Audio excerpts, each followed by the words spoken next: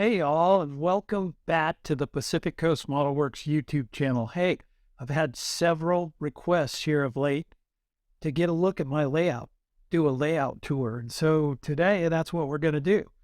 I'm going to show you the track plan. I'm going to show you the parts that are scenic. I'm going to show you the parts that are kind of ugly and not yet done. So you're going to see warts and all today.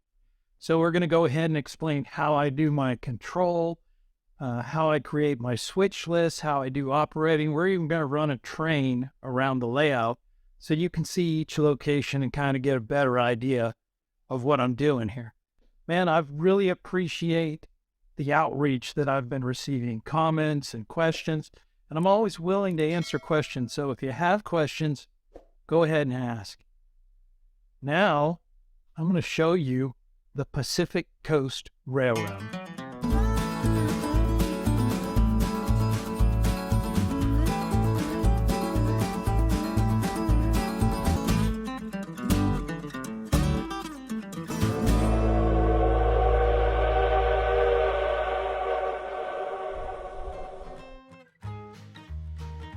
I get a lot of questions about the name of my layout because it gets confused with the North Pacific Coast Railroad, the South Pacific Coast Railroad, and the real Pacific Coast Railroad, which was located in Washington State.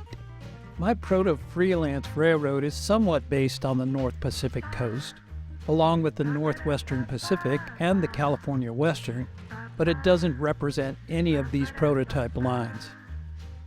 In my fictional history, my railroad began in 1882 as a 3-foot gauge logging line serving a lumber mill in the coastal town of Albion. Again, I use real town names, but my towns are not modeled on the prototypes. Once the line had made ingress into the coastal range, it was decided that it should interchange with the Northwestern Pacific at Laughlin in 1903. At the same time, it was converted to standard gauge with parts of the roadbed requiring realignment. My layout is set in September of 1928.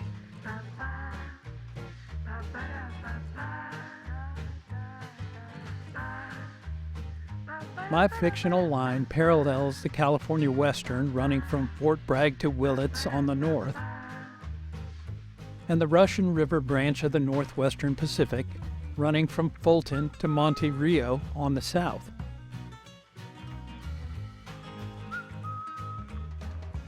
Three towns will be represented on the layout.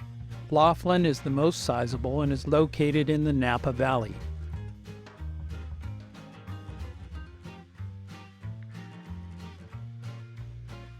Between Laughlin and the coastal town of Albion lies Campchi.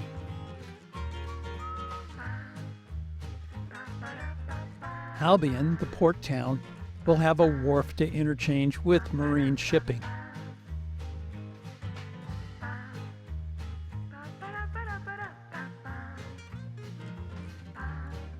Primary industries on the line are redwood logging and milling, refrigerated fruit service from apple orchards, fishing canneries, and team track traffic.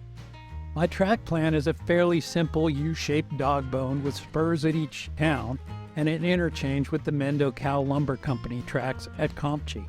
It was designed for scenery rather than operations, though I do operate the railroad using switch lists. I tried to be cautious about vertical separation between parallel tracks because I don't like scenery to be vertical. I always try to think through a track plan as a real railroad would. Can a cut or fill be used in place of a tunnel or a bridge? Fictional construction costs play into my planning. The layout room is an unfinished room in my basement. I painted out the ceiling black so it would not distract from the layout.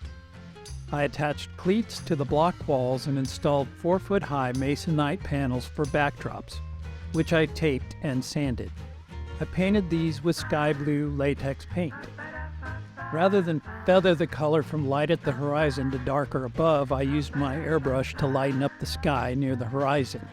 I also airbrushed the clouds in. Benchwork was created using 3/4-inch shop-grade plywood, which was ripped into 3-inch widths. I then dadoed the boards to create half-lap joints that are assembled with pocket hole screws on 12-inch centers. There is a hole in the center of each band for a wire pathway.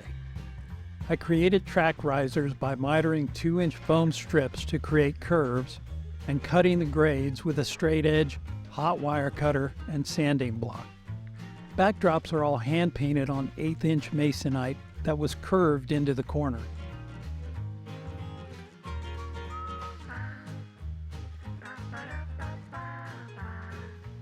The fascia is also 1/8-inch masonite following an irregular shape.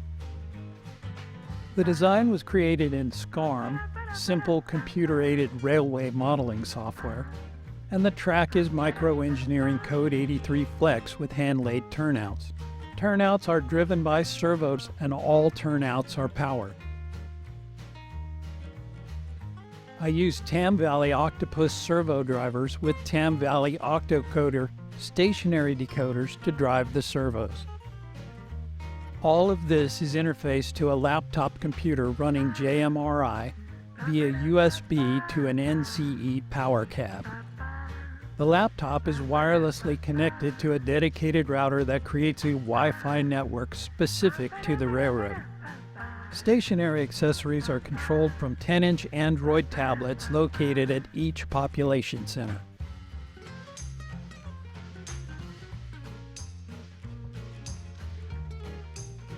I use ESU Mobile Control 2 Wi-Fi throttles with engine driver software installed for locomotive control. Operations are directed using JMRI Operations Pro, which produces simple switch lists to move traffic around the layout. Lighting is provided using track lights. Each head is equipped with a dimmable 7-watt LED lamp with 2700 Kelvin temperature. I'm old, I guess. I prefer the warmer light. I work through the scenery in scenes. I approach each area of the layout as a small diorama that I complete before moving on. I have not done any large overall scenery at all. I get bored with doing one task for too long, so breaking it up this way helps keep my interest.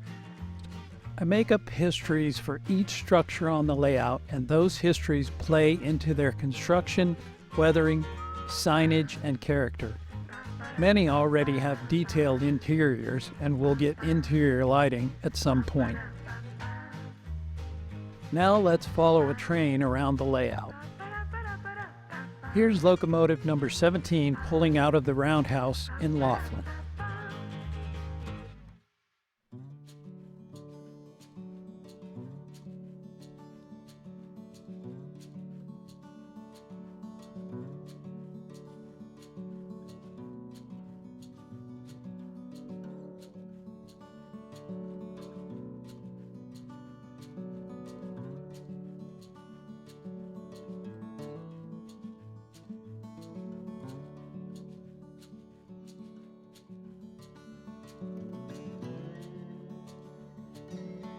She was fueled and watered when she returned to the barn last night, so she pulls out on the main and backs down to the yard to pick up the morning local.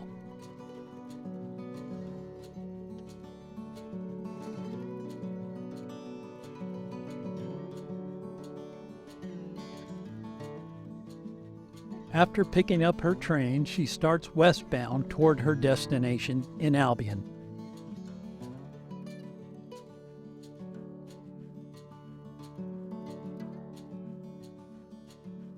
She passes the town of Laughlin, then stops at the Royal Ice Company docks on the outskirts of town to pick up 2 iced reefers.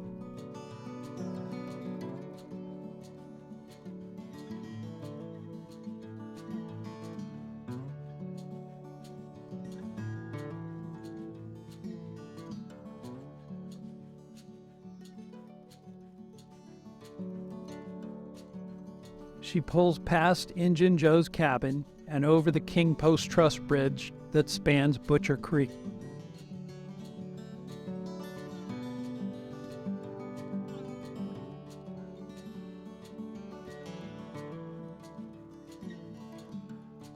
As she approaches the town of Compshe, she takes the siding so that she can do several pickups and setouts.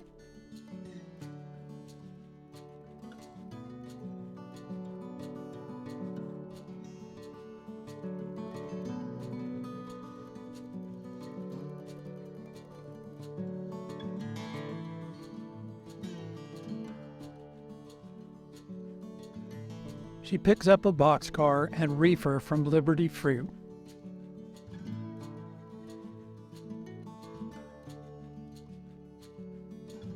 And sets out the iced reefers. Now she continues westbound out of Compshe into the future mountainous portion of the layout. There will be a tunnel through a feature called Squaw Rock in this area.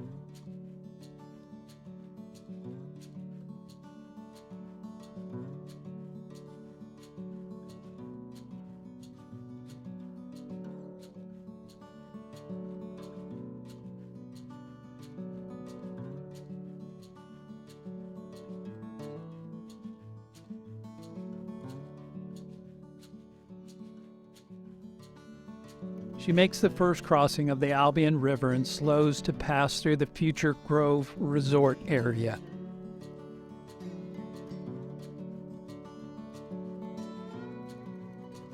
She whistles as she enters the loop throat at Albion. She once again takes the siding and spots a tank car at Albion Oil Company.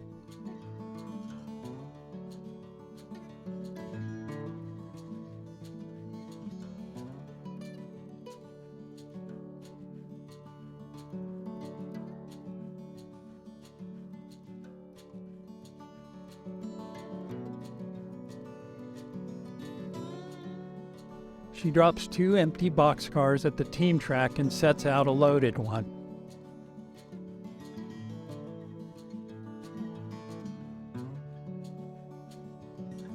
Finally, she takes on water before heading eastbound out of Albion for the return trip to Laughlin.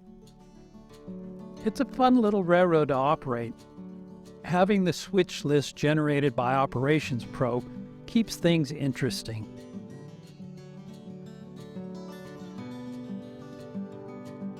If I ever get this finished up, I may build out a peninsula with a few more operating possibilities.